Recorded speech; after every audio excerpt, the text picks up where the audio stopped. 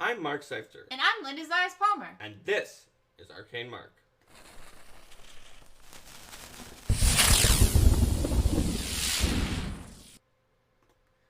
Welcome everybody to GM Tools Exploring in the Wild. That's right. Today we're going to talk about how you can handle all sorts of different environments and exploration in your games. When we were talking about this episode last night, one of the things that Mark and I talked about is how the environments chapter, the environments section of a core rulebook is a thing that just doesn't really get as much attention and love in reading as a lot of the other sections. That's true. I feel like people generally skip them. And I know that I read them at least somewhat in Pathfinder 1st Edition, but still, like, when I was working on the environment chapter in Pathfinder 2nd Edition, I learned some things that I feel like I didn't know before. Like, here's a good example. Without looking it up, anybody, in Pathfinder 1st Edition, a forest canopy is providing concealment between you and another creature. And you don't have any weird special abilities that change this. What is the mischance that you have from that forest canopy, or the general forested tree stuff that's blocking you when it's concealing somebody else? Anybody on the chat? Don't look it up. The longer you take, the more I'm going to think you look it up. So several people say 10% mischance. Okay, so 10% mischance is a good guess, because assuming that I'm asking this because it's some weird amount that's never used anywhere else in the game. And Ular says 20%, which is like a normal person's guess because that's what is always used for concealment that's not total concealment. The actual answer is 30%. I guess 15%. Yes. Because I assumed he was thinking bizarre percentage, and it was not correct. Yes. So it's just a bizarre percentage that is never used anywhere else, except for in that one place. Yep, it's very odd.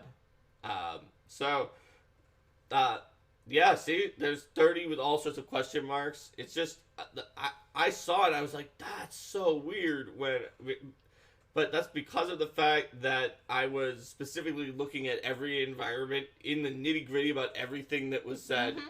Because I was writing a new version of the environment rules, and I was thinking, what can we do this time? But wait, what did we do last time?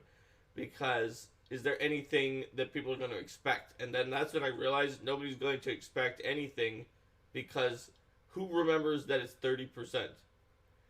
And Stump Monkey remembers does remember you could see 2d8 times 10 feet in a medium forest thanks to the Kingmaker AP. But it depends on the density in Pathfinder 1st Edition. Altro says, so would it be a flat check DC 7? It would be. This is all in Pathfinder 1st Edition. So in Pathfinder 2nd Edition, there's not a 30% mischance in the forest, because we did not do that this time. But because why would you put in a rule that literally nobody remembers? Yeah, that is a good point. And I'm sure it was to match up with the 3.5 forest rules when it came to Pathfinder 1st Edition. Cow says, environment is so emphasized, but one of the most important elements to moving your encounter design beyond monster in a room or trap in a hallway. That's true, and we talked about using the environment in Dynamic Encounters episode that you guys can check out or not, depending on whether or not it's up. It's something that's easy to miss, especially when you're not using it for a set piece encounter, but it can also just really bring players into the game and feeling like they are on this journey that their characters are on if you really emphasize the environment in terms of describing what's around, in terms of a few little rules bits that the environment bring in. So the Stump Monkey said Kingmaker is something that pushed Stump Monkey to use environment and weather rules. And certainly climate is part of the environment, and that can involve weather rules as well. So, the title of this episode is Exploring in the Wild. That's right. So do we want to talk more about the exploration mode stuff first, or do we want to talk more about the what kinds of things might you find in the wild first?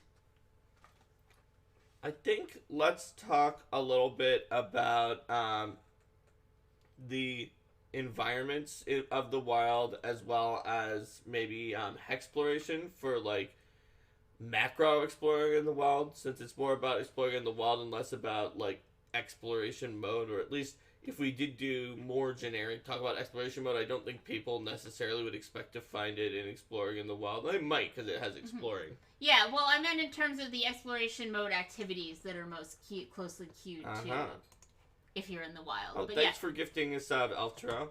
Thank you. And I would say for that, like, pretty much any of the exploration mode, sort of moving around tactics work as well in the wild as they do anywhere that you're having an adventure. But certainly tracking and covering your tracks could come up if somebody's tracking you in the wild, which they honestly usually aren't, but they sometimes can be. Well, I know that with track, for example, the fact that you need to be trained to track is something that's definitely come up in Pathfinder Society, because like when our team has been developing adventures, like that's not something that people necessarily usually remember, so that's often something we need to put in the development process. Well, that makes sense, because you can find some like prints on the ground, but if you want to actually follow them at a decent pace, you gotta have the ability to track by being trained. All right. So, let's talk a little bit about what kind of environments you can wind up with in Pathfinder 2nd Edition, which are similar to the ones from Pathfinder 1st Edition. So, first of all, one of the things that we did in 2nd Edition is we wound up with a table for environmental damage that can sort of describe. So you can use descriptive words like minor or environmental damage or massive environmental damage, and then just have numbers that correspond to that.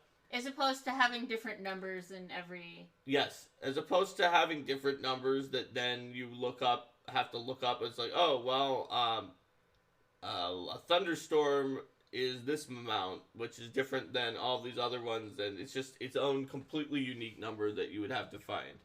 There's also, if you can guess which of the 4 qualitative descriptors applies to like being buried under an avalanche without looking it up, then if you sort of just have the table, you don't have to go out into the future to find it.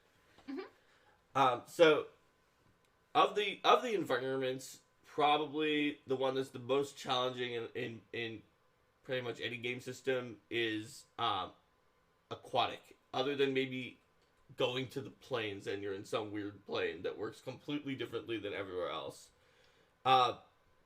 So aquatic environment is different because it's automatically 3D for everybody. You have trouble breathing, there's like buoyancy situations, things don't move the same underwater, so everything becomes a little bit different. And Stump Monkey is reminding everybody that both Arcane Mark and Archives of Nethys have Patreons. And Archives of Nethys as Rosewinds. As Rosewinds, okay. That would be hard to know if you didn't know. So yeah. Yep, but back to aquatic environments.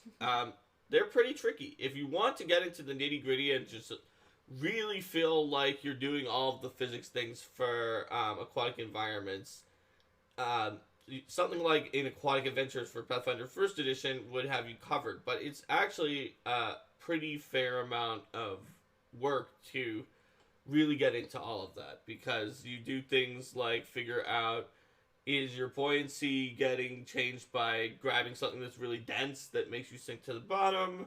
Or are you carrying something that's really long but in the direction of its length, so it has a lot of surface area going against the water?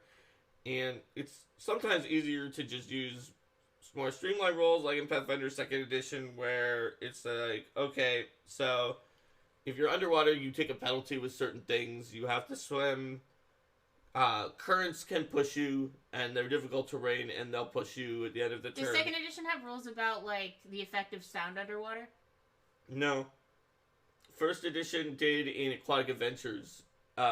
because sound does move more in a different way underwater. Mm-hmm. And then visibility in the water is actually way worse than you might think, because for one thing, there are particles in the water usually, and sometimes they're more than you expect. So in a very murky water in Pathfinder 2nd Edition, you can see maybe only 10 feet or less. But even in pure water, the maximum visual range is about 240 feet to see a small object in Pathfinder 2nd Edition, because the way that water works with your vision, it's kind of makes it harder to see very far clearly. And I mean, think about how far you can see something at the bottom of a swimming pool. That's right. And for a lot of these, as opposed to just taking first edition's word for it, like I looked up online some of these distances to make sure that they were accurate to what would happen. Was this one of the sections of the core rulebook that required the most research in terms of how things are in the real world? Yes, I don't even want to know how the researchers figured out what temperatures would like burn or freeze a human being to death and certain other factors, but yes. Mm-hmm. All right, let's see. Cal is saying that too much simulationism can bog down the progress of the game as a giant physics debate breaks out, which can destroy the momentum of a session. Yeah, honestly, the more I think about games and also think about like the styles of certain game designers, the more I realize that it simplifies things a lot to just say simulationist versus gamist, for example, because of the fact that there are certain rules in Pathfinder 1st Edition that are attempting to like take into account more factors, but also are just less accurate because certain bits of it were not researched. For example, like Pathfinder 2nd Edition, maybe the one what we're talking about here is being sort of less nitty-gritty, but the temperatures are more accurate to temperatures that are actually a problem for human beings. It can't be perfect without being way too in-depth because of people who get used to a desert environment versus... and humidity can swing things even more than we say. But it's certainly closer than the Pacific Northwest. Oh my gosh, it's above 90 degrees. You'll die from non-lethal damage. Yes. From first edition. So you could sometimes just... It's more about what people want to... what people really care about simulating enough to make sacrifices in streamlined gameplay. And that's based on like a gut feeling of what plays and feels wrong because it just is so different from the world around you. And so that winds up meaning that they're sort of imbalanced, and you'll have different situations. You'll have some people who say, oh yeah, that doesn't bother me at all if we ignore this aspect of the real world, because come on. But this aspect that you might not think of, no, we have to simulate it completely. Yeah, and there's a lot of details that come up, and like we don't always necessarily get those things perfect in scenarios. Like Healer Zero talking about said, I want to know how you travel 200 miles in 4 days in Tarnbreaker's Trail, because that's what the GM said the scenario said. I mean, that's probably going to be a case of the distance between map markers says 200 miles, but the needs of the scenario say 4 days, and we didn't quite like the needs of the scenario outweigh the needs of those sled dogs. Yes. There you go. Yeah, people are talking about physicists and dragons, and we have a bunch of physicists in our home game that's right after this episode on Saturday, and by a bunch I mean 3. That's a bunch. 3 physicists is a lot of physicists to have in your game. 3 physicist PhDs is from MIT is a lot of physicists to have in your game. Yes. So we definitely have had like physicist face palms or other physicist comments, like when we were playtesting Starfinder, and one of the physicists wrote a really long comments about everything, and then he's like, this section is physicist comments, you don't have to read that off to anybody. And I mentioned it, and then Sutter's like, no, I want to hear the physicist comments, and then I started reading them off, and he's like, "Oh yeah, okay." It's like if a Solarian summoned a black hole, what actually would happen is yes. Yep. And here's the math to prove that this amount of everything would get destroyed for a black hole of that size.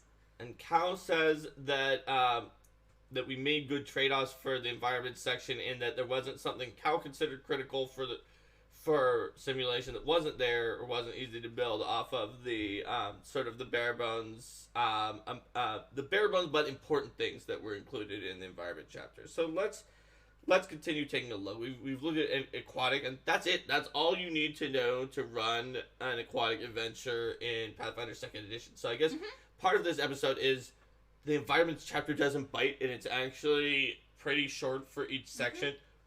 It's actually significantly shorter for a lot of the environments than the section was in Pathfinder 1st Edition. Yeah, like for example, under forest, trees. While trees are omnipresent in a forest, they typically don't provide cover unless the character takes the take cover action. Only larger trees that take up an entire 5-foot square on the map are big enough to provide, or more, are big enough to provide cover automatically. That's trees.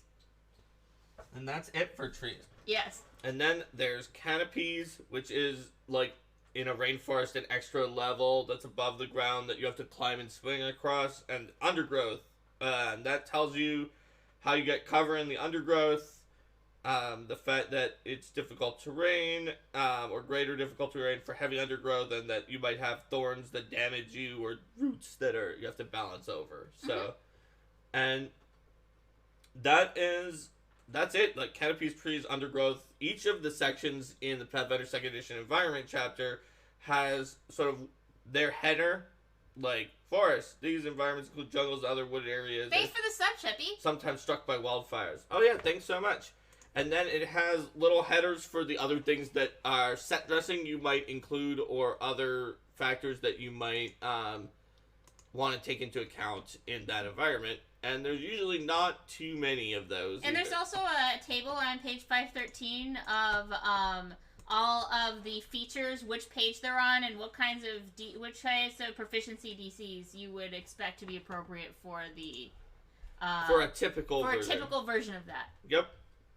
Or so, like desert has rubble and sand as two of the things that you have to deal with, and David says, there's a reason Pathfinders treat water like skittish cats. Yeah, so... Well, if you want to know about how easy it is to write underwater adventures in Pathfinder 2nd Edition compared to Pathfinder 1st Edition compared to Starfinder, ask Kate Baker, the underwater organized play adventure design trifecta person. That's right. She's definitely written underwater adventures in all of the systems. Thanks for the sub, Healer Zero. Yeah, thanks so much. So, we've got Arctic environments with cold and snow, with ice and snow, and that just tells you is it difficult terrain? Might you slip? Is it uneven ground?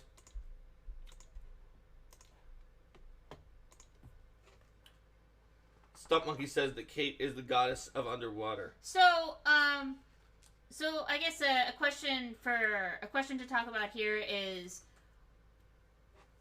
when is it worthwhile to sort of pull these rules into your encounter? Like whenever you have something where you're describing, if it's described like in the box text of an adventure, hey, there's some trees here. Should the GM then be using these rules? I would say that generally, if you want to feel like they are in that environment, you should use these rules when any of the things in the sort of the these H3s down here, whenever any of those those headers show up. The technical names for the styles in our internal documents don't mean anything to most people. Or do they? Whenever they show up, like when you see undergrowth on the map, use the undergrowth rules in a forest map. Mm-hmm. Or when you decide you want to draw some undergrowth on there. Yeah, so like so in organized play, we do try to specifically call out when these types of things show up. But like, if there is a tree on the map and we didn't literally say, there is a tree here, use the tree rules on this page. Like, we don't have to literally say, there is a tree here, use the tree rules on this page for people to be able to take cover behind the tree. Healer Zero was wondering if we ever considered penalizing heavy armor more for swimming than other skills, like in 3.5. We did consider multiple possibilities of like what to do with swimming and heavy stuff, and we eventually decided just not to, because it got pretty complicated. Mm-hmm. And I think that's the question of, for each rule, where's the trade-off between complexity to simulation and complexity, and like making sure that this, and when you're adding more things for people to remember and keep track of, and double this penalty. And if you're encumbered while swimming, it's pretty bad anyway. Mm-hmm. So when you're talking about the wilderness, and when you read this section that we're talking about, they're gonna, a lot of the times, just like it talks about mild environmental damage, it talks about difficult terrain, greater difficult terrain, hazardous terrain, uneven ground, and sometimes an incline. So difficult terrain means move at half speed. That is true for whether or not you're moving in combat or in travel speed. Over time through difficult terrain is also at half speed. Greater difficult terrain, you move at 1/3 speed. Technically, difficult terrain means moving into it cost 2, mm-hmm. and moving into greater cost 3. But it's moving at 1/3 speed for your travel speed. Mm-hmm. So then hazardous terrain deals damage as you move through it. Uneven ground requires you to balance, capital B, balance with acrobatics to move through it. And an incline is something that is so steep that you either have to balance up it, or if it's too steep, you may have to climb up it as well.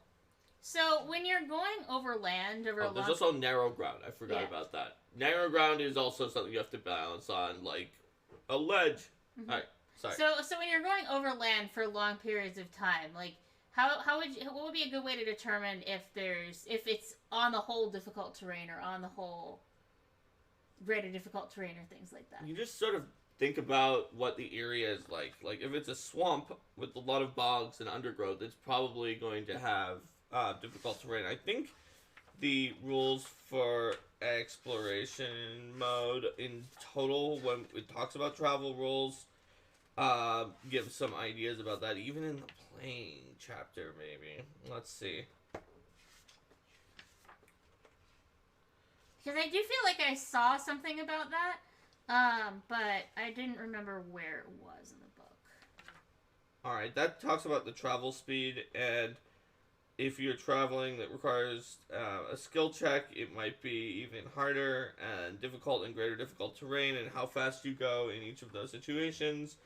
And then in the GM section, there's also a section on exploration mode here that talks about the stakes and the timescale of exploration mode, as well as adverse terrain and weather. Is it possible there's something in the Game Mastery Guide with the exploration and things like that talks about terrains overall? I think that is the case in the exploration, but yeah, here it talks about bogs and adjusting progress based on types of terrain. So I guess it would be probably looking at then look at what the predominant terrain is of the area. That's right. And then whatever what that predominant terrain is, then you kind of apply that. Yep. And there is here you can look at it. There's a table in Yeah, I thought that would be in Exploration. Yeah. Okay, so page 172 of the Game Mastery Guide has different types of terrain, and it tells you how to handle those different ones. Like Arctic is typically difficult or greater difficult terrain to cross. Right, and desert is typically difficult or greater difficult. Whereas the plains is typically just open terrain that you don't have any sort of impediment. And a swamp is typically greater difficult terrain because of all those freaking bugs. Yeah, so even if you're not directly creating a Hexploration map, you can use that sidebar in the Hexploration section to give you a sense of how hard it is to cross terrain overall. Yep. It also talks about resources and secrets you can find in terrain types of that area. Alright, so let's see. Silver Knight says, I know it isn't the topic of the stream, but will there be a second wave of core rulebook errata? there will always eventually be one, but we can't really say exactly when that will be. All right. Mm-hmm. So when we're talking about exploring in the wilderness, obviously underground is technically wilderness, but that's sort of also a more typical dungeon. So people may be used to this already, but underground has things like ledges and stalagmites and stalactites to worry about. I guess one more thing on Cool Rulebook Errata, if you look at the Pathfinder Society pre-gens, they have some changes that incorporate some of that next wave. So, and the blog that announced them talked a little bit about those very specific things you need to know. So that doesn't tell you like the whole of what it's going to be, but it can be a little bit of a preview of what's coming up. That's true. Mm-hmm. And some of these terrain features are not just for encounters. For example, let's think about chasms in a mountain, where you need to either leap with a long jump across them or climb down, walk across, and climb back up. I remember one of those in the Pathfinder Society adventure Night March of Calcomedes, made even more challenging because Calcomedes is sleepwalking as you get towards a chasm. So a chasm can still be sort of something you come across during exploration that you have to deal with, even if it's not during an encounter. Cal says, how would you incorporate inhaled poison in bogs in exploration mode? Is there more of an elegant way to do it than forcing repeated checks? Yes, there's definitely more elegant ways to do things than forcing repeated checks. I know in one of the things that we've done often in organized play to avoid repeated checks is to have one check that represents the net effect. So, for example, you could have one check where it has a critical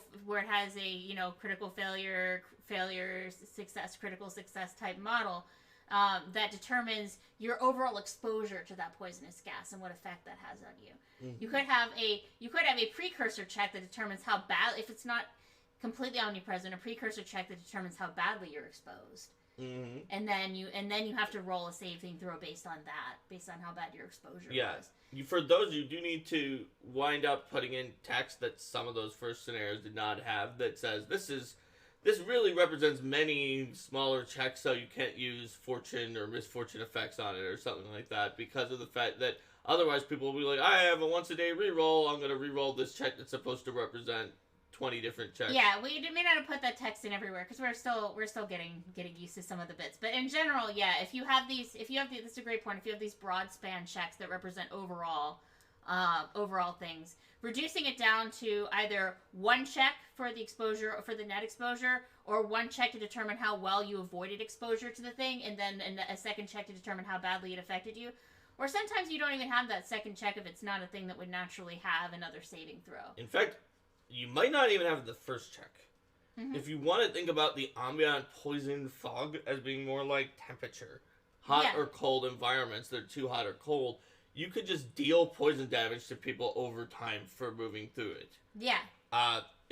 It's over a lot of time. If we're talking about climate, then even an extreme heat or extreme cold is every 10 minutes, and severe is every hour. So you could do something where you deal minor poison damage, which according to our table is 1d6 to 2d6 every hour, because it's just getting in your lungs. Yeah. It just automatically happens. So depending on how you want to do it, it could be 0 checks, 1 check, or 2 checks for everybody.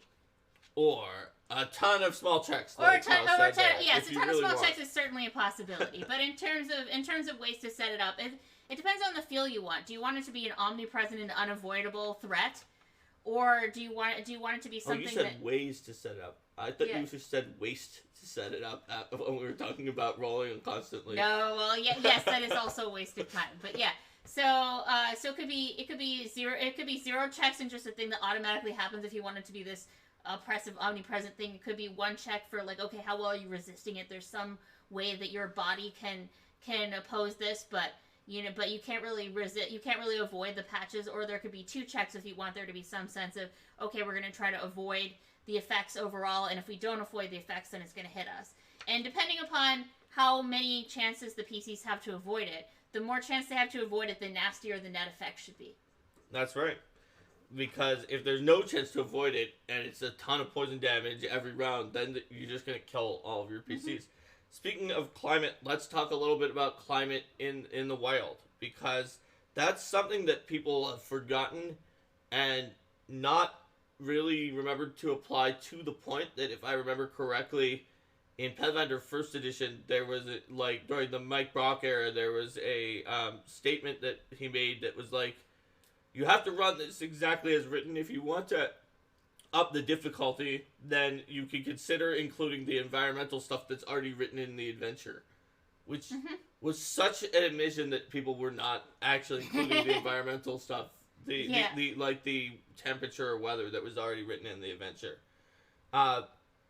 So we tried to make those easier to handle and also sort of scientifically roughly accurate with correct terminology. So, for example, fog just sets how far you can see as a maximum distance, and with the correct terms of mist and haze, depending on how far it actually allows you to see, because it's technically not a fog, but is technically a haze if you can still see up to 3 miles in it, for example.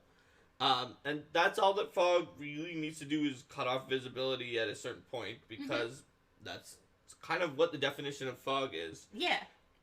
Whereas precipitation, there are a variety of different sorts, but rather than write down every kind of rain, freezing rain, and sleet, we broke it into 3 factors: visibility, fatigue, and thunderstorms, because it could do lightning damage, electricity damage. Thunderstorms is a factor. That's a different factor, because you can have a thunderstorm that's randomly combined with a snowstorm or something like that. And then so if you had really cold precipitation, then you would be combining the effects of the precipitation with the effects of the cold environment to determine the net effect. That's right. Rather than having specific rules for snow. Right. And we even say drizzle and light snowfall don't have much of a mechanical effect except for the visibility. Let's see. Hillary Zero says, one of the things Hillary Zero did not like about environment stuff in 1E is that they didn't have it memorized, and they would just say, go look it up. And that makes you want to not really bother with it, because it could slow down the game. And that's exactly why people don't know that it was 30% chance on those tree-based concealment effects in Pathfinder First Edition. So we tried here to make, or when I was organizing this section, to make, little bite-sized bits that you can use and that you can immediately find the one thing that you need from that environment and then use it. It's an interesting balancing factor when it comes to that, though, because scenarios don't necessarily want to have to reprint the rules every time we use something. Well, yeah, if it's there's a light rain in the morning, here's the reprint of all of the precipitation rules.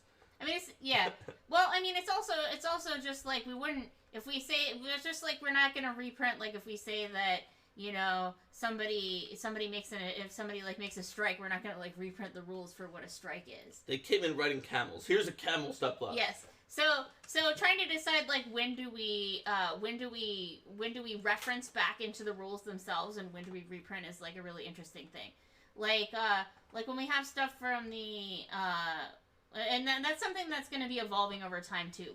In Adventures now, for Pathfinder Society, we're erring a lot more on the side of reprinting stuff, in the same way that the core rulebook itself has places where it reprints guiding text that maybe it didn't technically absolutely need to make the rules make sense, but that really helps if you're learning the game to make sense of what's going on. Scenarios in this early season, in this early part, are very much looking to provide more guiding text than they might perhaps later on. So that's an evolving balance. And wind, for example, in Pathfinder First Edition, there were 7 wind categories, but in Second Edition, it just tells you what types of things wind penalizes, and then says, you can range this from a -1 to a -4 depending on how strong the wind is, and it penalizes everything by that amount. And if it gets really strong, it can push creatures around. But even if it's not, it's always difficult terrain for flyers, at least. So that's sort of like the push and pull between what Healer Zero was mentioning about being accessible and easy to remember, but also what we were mentioning with Cal before about having enough things that it feels like that environment is really happening. Cal says making it accessible and fairly simple has gone a long way to making more people use them. In Pathfinder game streams, way more people are using environment rules now compared to before, and Altro says same thing with bulk. And yes, and I get that some people are upset that we're using bulk and not using pounds, but so many people hand-waved the pounds, and more people are actually using bulk, which helps strength and just the general rules that are involving that feel like they're more valuable than when people were just like, yeah, but forget about weight. And Stonemonkey said, if environment rules are printed, I like page references since that saves so much time. Good point. Yeah, noted. We have been trying to do that as well, and always appreciate feedback on what you guys like to see in scenarios. All right. So on page 346 is the implosion spell. So now we know that in Stunt Monkey's game, if the wind is severe, it crushes the target, causing it to collapse in on itself, dealing 75 damage. There's another option. Insect form also starts on this page, so it also... Yeah, but implosion's entirely on the page. Yeah, well, but then I was thinking about the wind might be full of locusts. Oh, well, it could be. Yeah. All right. David says, as intended. For PF1 was get your bag of holding and never reference weight again for the rest of the campaign. All right. And then Stump Monkey, this just in, Stump Monkey's game is probably either in the Abyss or in the Maelstrom. There we go. And then another thing in environments that you can make a sort of weather type situation that can become its own catastrophic encounter is natural disasters. That's definitely one of the ones that I had to do the most different research on to figure out what was going on. Fortunately for the volcanoes, which are one of the harder ones to get all the information on, but fortunately in what was the name? Encounter Codex, the book that never came out in Pathfinder First Edition. I had already needed to research volcanoes for my section of that I had written and we never used. So I had a lot of volcano information that I knew where to find it. So here we have avalanches, blizzards, earthquakes, floods, sandstorms, tornadoes, tsunamis, volcanoes, wildfires. And there's a lot of weird information out there and just facts that are not obvious that we actually included in the natural disasters to make sure that you can really make a challenge that also has some authenticity.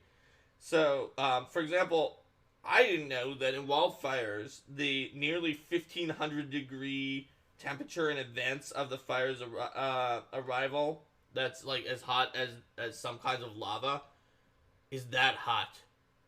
And it's just based on the physics of how the heat moves from the spread of the fire. And it actually could easily kill you more than being in the part that's actually on fire, that's in the back, that doesn't have the 1,500 degree advance.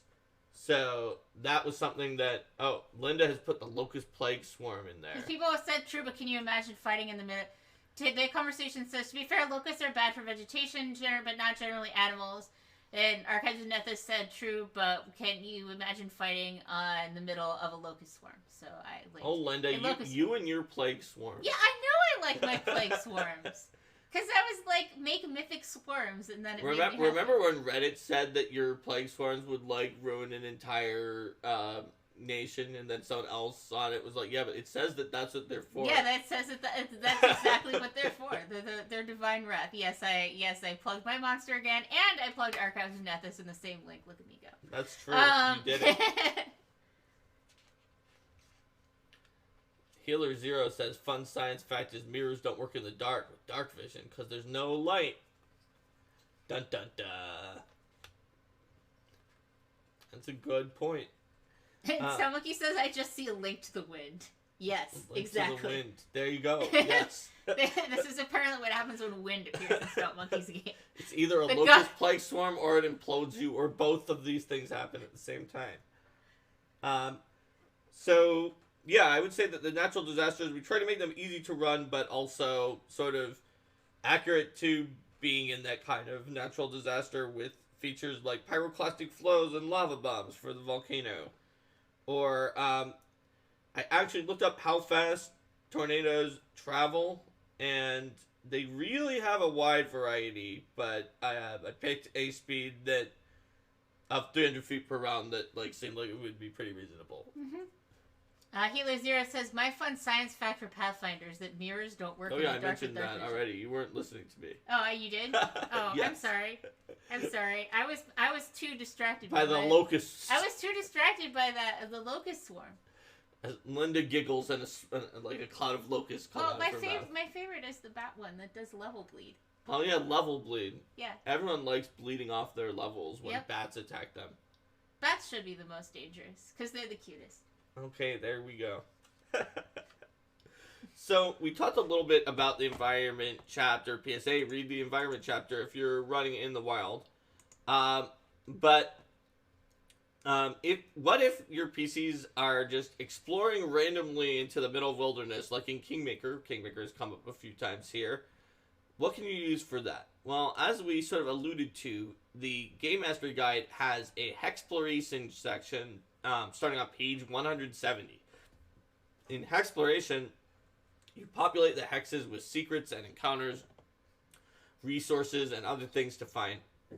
And the PCs choose either randomly or due to dubious logic, which hexes that, or maybe they did communes to Desna like us. Or they could have adventure leads, like legit adventure leads. What? Real adventure leads? Not everybody communes to Desna. But if you just have adventure leads, then it's a railroad. But you can decide which of many adventure leads. If you dubiously decide, then you're really exploring it. It's a sandbox. Going through each of the different hexes, through those terrains, and having certain encounters, random encounters, set encounters, finding some secrets and special things that are on each hex. And the exploration system allows you to do that with group activities such as traveling, reconnoitering, building up camps, mapping the area, and so on. And Archives of Nethys says, I could see a mirror of opposition that only activates if the light level is raised. Yeah. Well, I mean, if it's dark, then how are you going to be able to have light reflect off the mirror? And folks who backed the 2-week conversion of Kingmaker are asking how that's coming along. It's coming along well. I can't specifically say exactly how far along it is in the process, but it's definitely actively getting closer every day. All right. And Healer Zero said, oh yeah, that's also about that. Yeah. Level bleed, the most terrifying phrase the PC can hear. Yup. I may be too proud of that. Yep. Well, your monster is the first one that had level bleed. Yeah. Anyway, we were talking about Hexploration. That's true.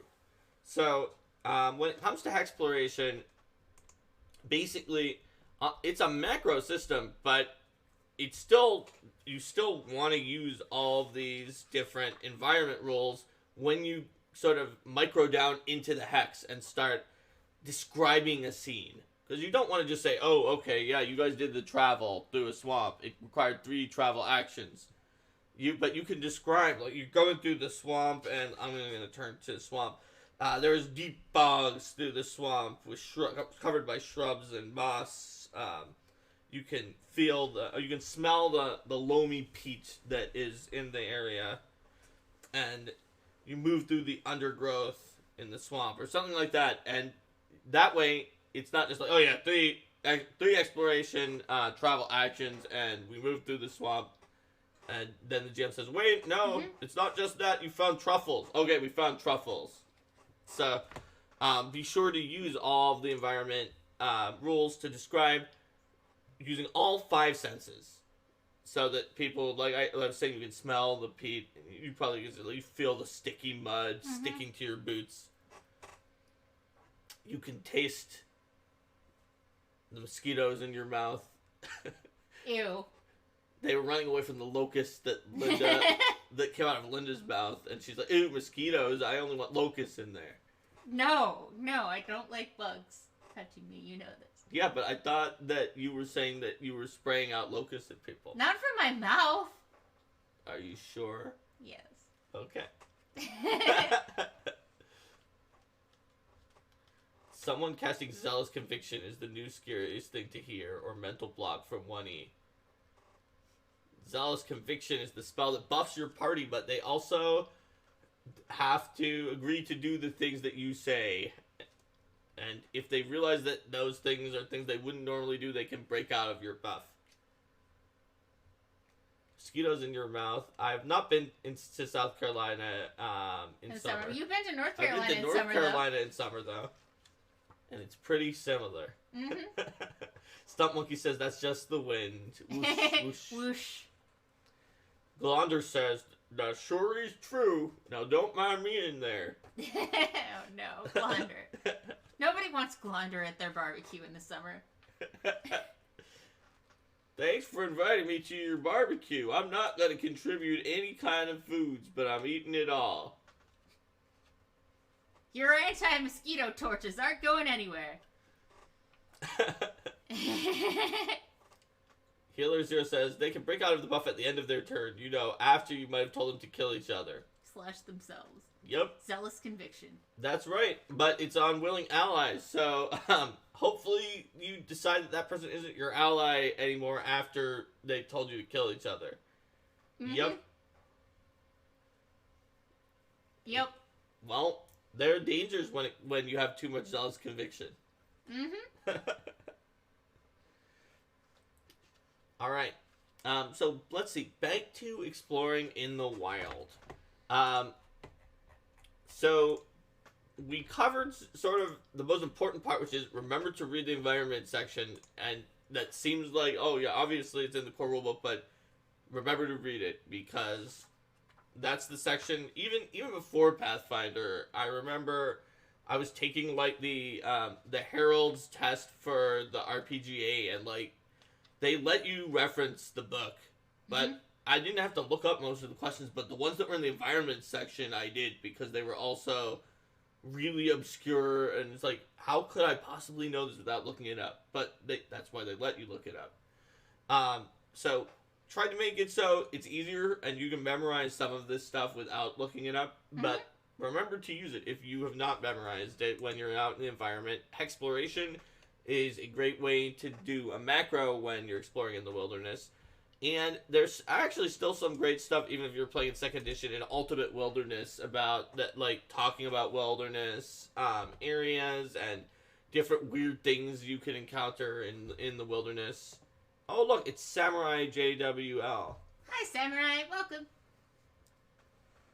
All right. Healer Zero says magic is dangerous. What? All right. So let's see. So Linda, do you have any other tips for environments? I feel like in Pathfinder Society, like you've seen a more diverse spread of environments, even just in a couple of years than like say people who are developing APs who are like Mummy's Mask. That's going to be mostly desert, and then in that period of time, you see like all sorts of adventures. Yeah, because we specifically try to look at the map of the world and go to a lot of different places, and that means going to a lot of different environments as well. The topic that came up with the poison fog was actually one of the main things that I wanted to bring up and emphasize in this episode is streamlining things down so that you're not rolling a bunch of times is a really good plan for any new environmental or persistent effects that you have coming on in your game. I mean, that's a good thing to do, even if you're not exploring in the wild. Like that's... just in general, but I find that it comes up most often in when you're going over long distances, which is most likely to be in exploring the wild. I feel like the time that it came up the most often in Pathfinder 1st Edition was because Pathfinder 1st Edition doesn't really explain to people the role for the time that it matters scenario, people thought that they had to roll perception checks like every 10 feet because they could search every 10 feet. So it's like, oh, we moved 500 feet, let me roll 50 perception checks. So, like, Pathfinder 2nd Edition makes it very explicit. The GM rolls one secretly, when, and that is for the time when it actually matters. Yeah. And for first edition, I recommend using perception relevant, which is the term that I use for, okay, you know, just have people roll 3 perception checks, and you'll take those in order for when it becomes relevant. And essentially then treating them like, not fully secret checks, because they do know that they rolled those certain things, but then whenever something comes up, or you can have them, like, state a particular thing that they do, which is like, okay, we're going to search carefully at every door, and then we'll let you know if we're going to search more than that. And here we've rolled 5 perception checks. Those are our perception relevance. And then so you just let them know you don't use those checks. You know you don't use those checks until something actually comes up that they're searching for. The first time something comes up, you use the first ones and that sort of thing. And then you just have this model that you're using, and you don't spend nearly as much time on. Right. And also remember, sometimes just give it automatically. Or, like, you don't have to have a check for something if it seems like something that people should automatically be able to do. Yeah, and if you want to just give people treasure, you don't have to lock it behind a perception check if it's something that's obvious. Yep. So, like, that's very important. Because the worst possible game design that you can have is refusing to roll automatically, but then also having things that are supposed to be a question of whether you can get them or not turn into being an automatic success or an automatic failure, like with Take 10, a very bad mechanic that is trying to fix a serious problem that it also fixes while creating greater problems.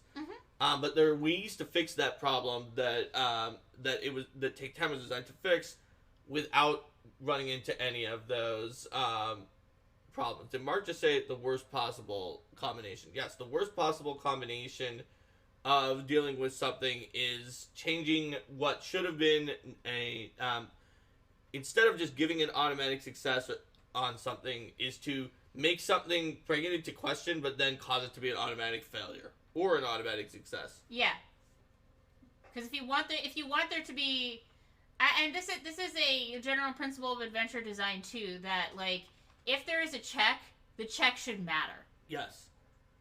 Otherwise, just say that it happens. Like, what's the point of an adventure if you're going through it and all of the things that are supposed to matter automatically occur? Rico says it seems like hypothetical scenario mark. Hypothetical scenario mark could think of something worse. I can think of something worse, but from a game design perspective, that's sort of the worst situation that you might actually design. But yes, sure. You could design a system where instead of rolling, if it's really easy, the high-level PCs automatically fail. And if it's really hard, like busting down an adamantine lock, then, like, the low-level, crappy adventurers automatically succeed. And that you get less likely to do so as you level up. Then you also require people to do games that are other things that are in the middle of that, and you make sure those games are games that the players don't necessarily enjoy playing.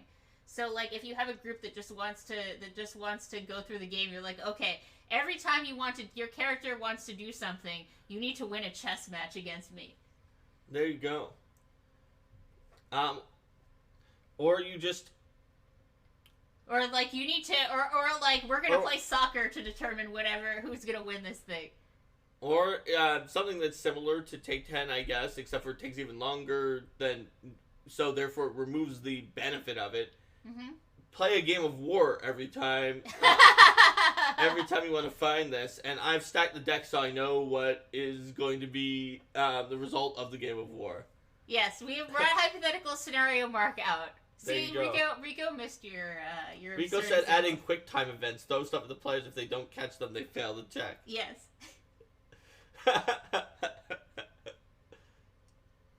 Healer Zero said, I challenge you to a children's card game.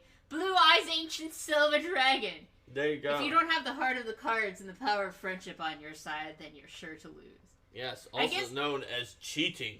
But if the power of friendship's what wins, then the players will always win because they have their PCs and they can come together with the power of friendship. Not all PCs are friends with each other, Linda.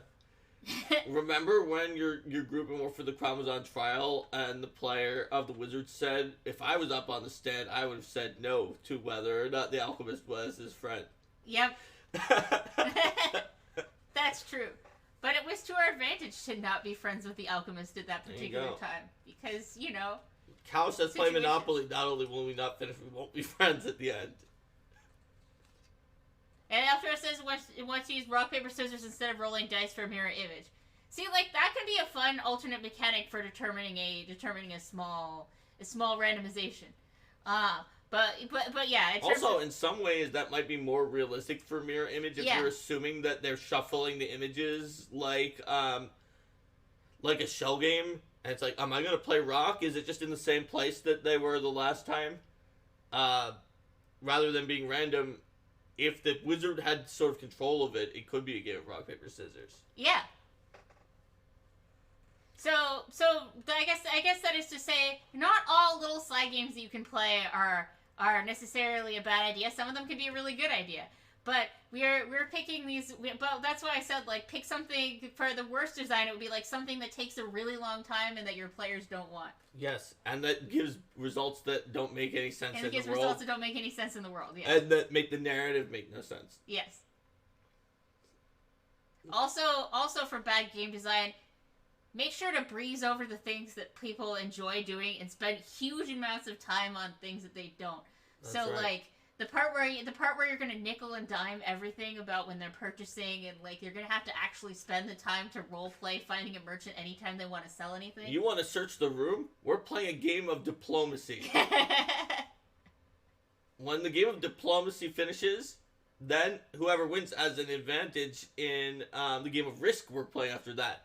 And at the end of that, you still didn't find anything in the room. What if there was a Pathfinder spell like Scheherazade where you had to resolve a disagreement by playing a side game of Pathfinder? I think it would probably be banned from organized play. It would definitely just be like banned Scheherazade was immediately banned from Magic for the fact that there are a lot of funny things about it. Or I guess it wasn't. I heard about something involving it and the Swiss style tournaments where timing mattered, where people would play it on the Prisoner's Dilemma situation that obviously the Prisoner of the Scheherazade deck wasn't going to win, but in that style of tournaments, if you take a long time, you don't get to play as many people, so you can't win the tournament. Mm-hmm. So it's better to just concede to the person playing Scheherazade who's holding you hostage in the with 4 Scheherazades in this cascading set of games, than it is to keep playing them and eventually win because of the fact that you could then leave and then play someone else.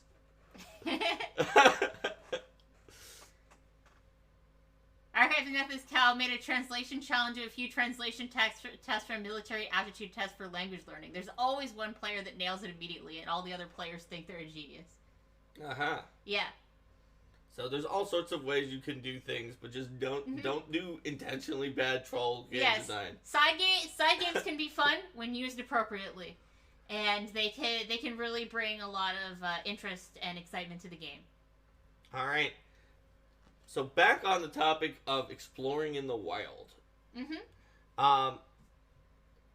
There's one more thing to consider as a GM when. Are we putting Trollmark back in the box for now?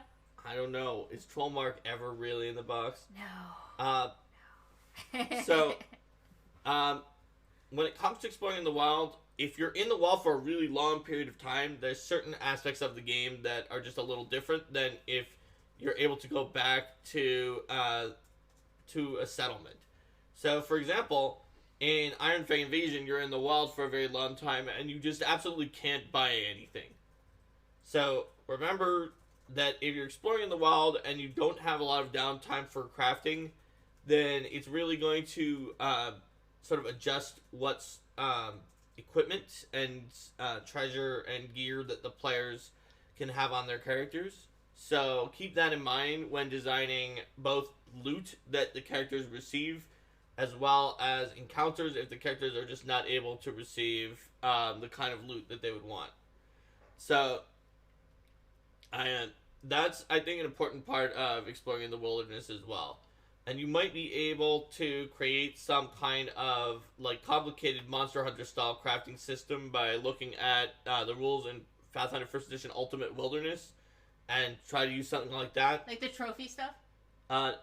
No, the one where it's like you pick up, like, pieces of a devil and what items are that good for building. Yeah, that part. Okay. Yeah. Another system from... Yes. You're talking about the trophies from Monster Hunter Handbook. I'm talking about the Monster Hunter style building from components that's from Ultimate Wilderness. Which is slightly different. Yes. But I know you did the review from the additional resources team on Monster Hunter Handbook, so you remember the trophies thing that was in there. Rico says, "You're welcome for the squirrel."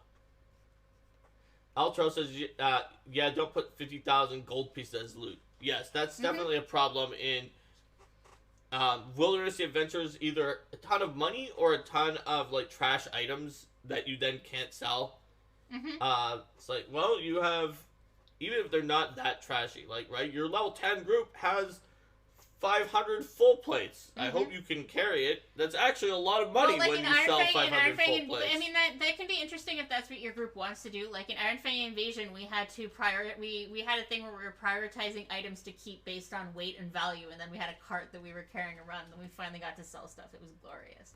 But you got to make sure that that's what your group wants, right? Yep. And when you talked about the 50,000 gold pieces of loot, that made me think of the thing where the sort of the meme of like, oh, and this wolf is carrying a bag of gold pieces. It had so much... Wolves eating gold is a problem. That's why they're so sickly and easy to fight. Yes, clearly. But yeah, having thematic treasure, I guess having thematic treasure is definitely a more interesting way to do things. Like if you have exactly like taking things from monsters that you can use for crafting, or for selling because they themselves are valuable. And you yourself are valuable, Linda. Aww. I guess there's the old standby, which you'll see a lot in scenarios of unfortunate adventurer who died in the wild and now you found their stuff. Yep. Which is one that we've used a lot for, or like, you know, the horde of the dragon or other monster. It had dragon slaying items for the dragon slayers it killed. Too bad you already slew the dragon right before you got them. Waka waka. But yeah. So giving them those sorts of things. And someone, he says, Sandbox Adventures giving player resources that are valuable can be good as well. Letting them find a silver vein, for example, if they have a base and can take advantage of it. Yeah, yep. For sure. All right. So, anything else about the wilderness? Nothing immediately coming to mind. Does anybody have any other questions for us? Let's see. It's even worse, says Elftro, if they're actually copper pieces that are painted. Yes. This Goblin's gems and art items mentions Archives of Nethys Cal. Doesn't make sense for the goblins to have like just a pile of gold pieces, but they might have a stack of shiny rocks. Yep. So that's definitely another way to get more value per weight, which makes it a lot easier when people are traveling around. But yeah, I definitely recommend if you're doing an adventure that's heavily wilderness focused, having someone in the group who has crafting abilities is a good plan, so that they can make their stuff. All right, let's say goodbye to YouTube. Bye, YouTube. Bye, YouTube. See you next time.